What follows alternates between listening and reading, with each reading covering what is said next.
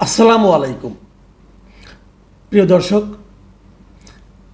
মানুষের মধ্যে একটা আলোচনা এখন আসছে, সেটা হলো আগামী নির্বাচনটা যে হবে সেই নির্বাচনে আসলে ক্ষমতায় আসবে কি। এই আলোচনাটা কিন্তু এতদিন ছিল না। এতদিন মানুষের মধ্যে একটা ধারণা ছিল বিএনপি সে তো সহজেই চলে আসবে, বিএনপির আসন কত হবে, 200-র চেয়ে কত বেশি হবে, এটা ছিল আলোচনার বিষয়বস্তু। কিন্তু এখন যেন বিশেষ করে ডাকসু এবং জাকসু নির্বাচনের পর এবং সারা দেশে প্রত্যন্ত অঞ্চলে জেলা পর্যায়ে উপজেলা পর্যায়ে বিএনপির নামধারী অথবা বিএনপির লোকজনদের এ সমস্ত কর্মকাণ্ড, যে মামলা বাণিজ্য, চাঁদাবাজি, এই সমস্ত ঘটনার প্রেক্ষিতে পরিস্থিতি কি একটু চেঞ্জ হচ্ছে, এই প্রশ্নটা কিন্তু অনেকে করছেন। এর মধ্যে জামাত এতদিন খুব বিনয়ের সঙ্গে তারা রাজনীতি করত, কিন্তু হঠাৎ করে জামাতের কথা, জামাত নেতাদের কথাবার্তার জন্য আমি এক ধরনের আত্মম্ভরি, এক ধরনের গর্ব, এক ধরনের ক্ষমতায় যাওয়ার ব্যাপারে নিশ্চয়তা যেন তাদের কথাবার্তায় ফুটে উঠছে। যেমন আমি একটা ঘটনা বলি, গত শুক্রবারের ঘটনা। জামাত এর মধ্যে আপনারা জানেন তাদের 5 দফা দাবিতে তারা সারা দেশে আন্দোলন করছে, ঢাকায় করছে, বিভাগীয় পর্যায়ে করছে এবং তারপরে একদম আরও অঞ্চলে উপজেলা পর্যায়ে তারা আন্দোলনটা করবে। বিভাগীয় পর্যায়ে যে আন্দোলনটা তারা যে বিক্ষোভ সমাবেশগুলো তারা করছিল, সেটা গত শুক্রবারে 19 সেপ্টেম্বর চট্টগ্রামে এই ধরনের একটা সভা আয়োজন করা হয়েছিল আন্দরকিল্লা শাহী জামে মসজিদ প্রাঙ্গণে। সেখানে জামায়াতের চট্টগ্রাম অঞ্চলের যিনি পরিচালক মোহাম্মদ শাহজাহান, তিনি একটা কথা বলেছেন, যে কথাটা কি অনেকে এটা শিরোনামও করেছে অনেকগুলি মিডিয়া।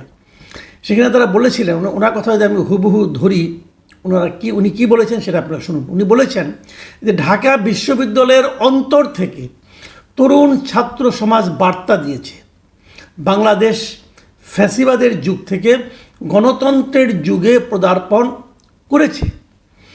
এই ধারাবাহিকতায় আগামী জাতীয় নির্বাচনে জামায়াতে ইসলামী সরকার গঠনের মতো আসনে বিজয়ী হবে। জামায়াতে ইসলামী সরকারি দল হবে, বিএনপিকে বিরোধী দলে যেতে হবে। এই ধরনের কথা এই প্রথমবার আমি শুনলাম। বোধহয় আপনারা প্রথমবার শুনলেন যে জামায়াতে ইসলামের একজন নেতা তিনি দাবি করছেন আগামীতে জামায়াতে ইসলামী সরকার গঠন করবে এবং বিএনপিকে বিরোধী দলে যেতে হবে। এই ঘোষণাটার নানা রকম ব্যাখ্যা বিশ্লেষণ থাকতে পারে।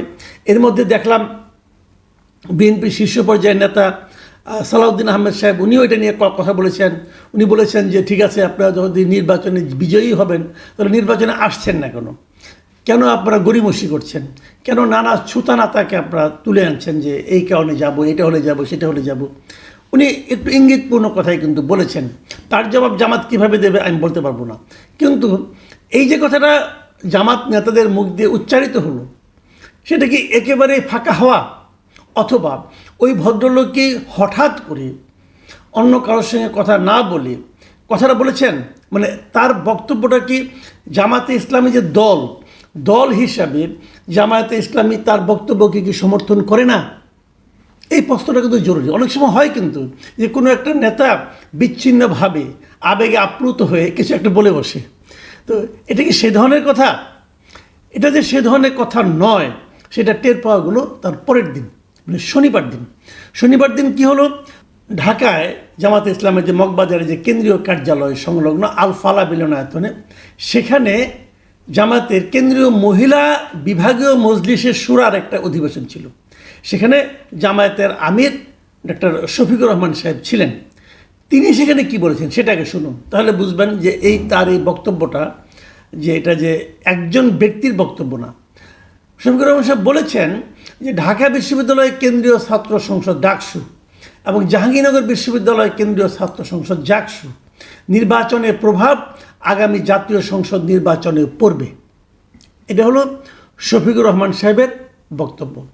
শফিকুর রহমান সাহেবের ভাষায় যদি উনি যেভাবে বলেছেন, সেভাবে পড়ি আমি পত্রিকা থেকে, উনি বলেছেন ডাকসু ও জাকসু নির্বাচনে ইসলামী ছাত্র শিবির বিজয় লাভ করেছে। এই বিজয়ে অনেকেই অভিভূত হয়েছেন। এই নির্বাচনের প্রভাব আগামী জাতীয় নির্বাচনেও পড়বে। এই আলোচনাটা কিন্তু অনেক দিন ধরে হচ্ছিল যে আসলে কি পড়বে। অনেকে ব্যাখ্যা দিয়েছেন হ্যাঁ পড়বে, কারণ এই যে স্টুডেন্ট যারা আছে এরা তো সারা দেশ থেকে আসা, এরা তো ঢাকায় জন্মকর্ম তা তো না, এরা সারা দেশে গ্রামাঞ্চল থেকে তারা কিন্তু ঢাকায় এসেছে পড়াশোনা করার জন্য, দেশের অন্যতম সেরা দুটো বিশ্ববিদ্যালয়। তো এখানে যারা পড়েন তারা নিশ্চয়ই তাদের পরিবারের উপর একটা প্রভাব বিস্তার করতে পারেন। তারা যে নিশ্চয়ই পরিবারকে বোঝাবেন যে এরাই হলো প্রকৃত, এদেরকে আমাদের ভোট দিতে হবে। কাজেই এর রিফ্লেকশন গ্রামাঞ্চলে, শহরাঞ্চলে, মানে এদের ফ্যামিলিগুলোতে পড়বে এবং তার প্রভাবটা জাতীয় নির্বাচনেও পড়তে পারে। এটা একটা সহজ ইকুয়েশন, কিন্তু অভিজ্ঞতা বলে এই ইকুয়েশন সবসময় কাজ করে না।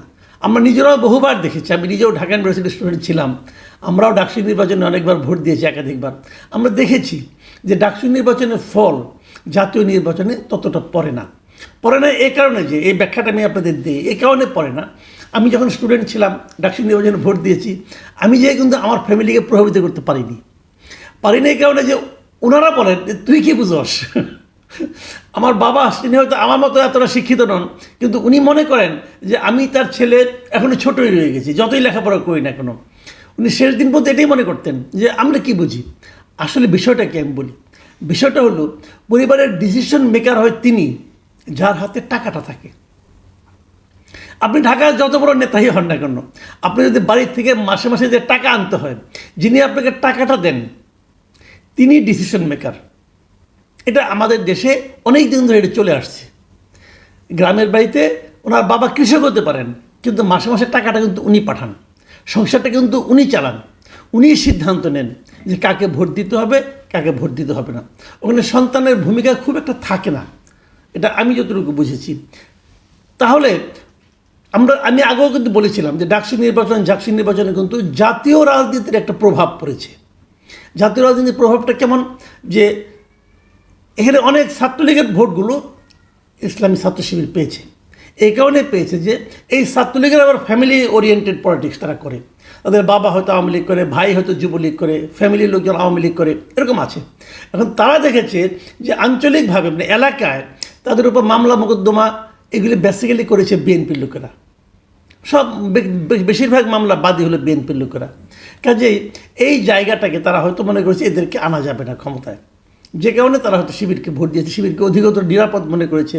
শিবিরের নেতৃবৃন্দের মধ্যে এক ধরনের আন্তরিকতা ছিল, তো যে কারণে হয়তো তারা শিবিরকে ভোট দিয়েছে। এটা হতে পারে, কিন্তু এটা যে হয়েছে আমি সেই দাবি করছি না, বাট আমার ধারণাও হতে পারে।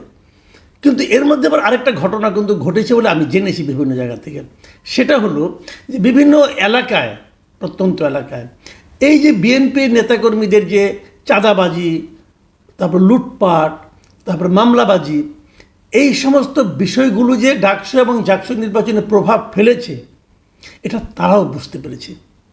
এবং এরই মধ্যে অনেক জায়গায় আমি শুনেছি যে তাদের আচার আচরণ নাকি চেঞ্জ আসছে। এটা সেন্ট্রালের কারণেই হোক আর আঞ্চলিকতার কারণেই হোক, আঞ্চলিকভাবেই হোক, প্রচুর চেঞ্জ নাকি তাদের আচার আচরণে এসেছে।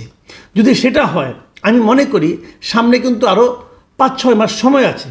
এই সময়ের মধ্যে ঘুরে দাঁড়ানো সম্ভব, এই সময়ের মধ্যে রাজনীতিতে মৌলিক পরিবর্তনও সম্ভব। আবার বিএনপির লোকেরা আমি এটাও শুনেছি, তারা বিভিন্ন জায়গায় এমনও বলছেন যে জামাতের যে আচরণটা তোমরা দেখছো এটাই কি আসলে জামাত নাকি এটা তাদের নাটক, এই কথাও কিন্তু আমি শুনেছি। আমি এর মাঝখানে উত্তরবঙ্গের দিয়ে গিয়েছিলাম একটা কাজে, সেখানে যে আমি সাধারণ মানুষের সঙ্গে কথা বলেছি, তাদের কিন্তু এই ধরনের ধারণা যে জামাতের এই আচরণটা যেটা ভালো মানুষের আচরণ, এটা কি আসলে তাদের মনের কথা নাকি তাদের একটা নাটক। আমি জানি না এরা কেন বলছে, কী সমাচার, এত ডিটেল আমি বলতে পারবো না। কিন্তু আমি যেটা বলছি যে আসলে এখনও কিছু ক্লিয়ার না, কিন্তু কারণ সময় আছে 5 মাস, এই 5 মাসে অনেক কিছুই ঘটতে পারে। এমন অবস্থায় আজকে তাহলে এই অনুষ্ঠানে আলোচনাটা আমরা কেন করছি, এই কারণে করছি। আমি জামাত নেতৃবৃন্দকে বলবো, এত দ্রুত আনন্দে উদ্বেলিত হয়ে লোকজন খাওয়ানো শুরু করে দিয়েন না ভাই। নির্বাচনের হাওয়া ঘুরতে বেশিক্ষণ সময় লাগে না। বাংলাদেশের মানুষ বড় বিচিত্র, এদের সিদ্ধান্ত নিতে সাধারণত ভুল হয় না। এখনই যদি আপনারা ডিক্লেয়ার করে বসে থাকেন যে আপনারা ক্ষমতায় চলে গেছেন, বিএনপিকে বিরোধী দলে বসতে হবে, এই যে কথাটা, এই কথার মধ্যে এক ধরনের অহংকার আছে। এই অহংকার সাধারণ মানুষ পছন্দ করে না। জামাতের নেতৃবৃন্দকে আমার অনুরোধ, ভাই এত দ্রুত কথাবার্তার ভাষা পরিবর্তন করেন না, বডি ল্যাঙ্গুয়েজ চেঞ্জ করে ফেলেন না। সামনে আরও অনেক দূর, নির্বাচন আরও অনেক দূর, এবং সেই নির্বাচনে ভালো করা, মানুষের মন জয় করে ভালো করা, মন জয় করে সেটাকে ধরে রাখা, 5 মাস তো আরও অনেক কিছু দেখতে হবে, আরও অনেক দূর যেতে হবে ভাই। প্রিয় দর্শক, এই ঘটনাকে কেন্দ্র করে যে সব রাজনৈতিক দলের মধ্যে জনগণের সঙ্গে সম্পৃক্ত হওয়ার একটা প্রবণতা তৈরি হয়, সেটাই বা মন্দ কি? আমরা বরং সেদিকেই অগ্রসর হই। এখন এই পর্যন্তই। আল্লাহ হাফেজ।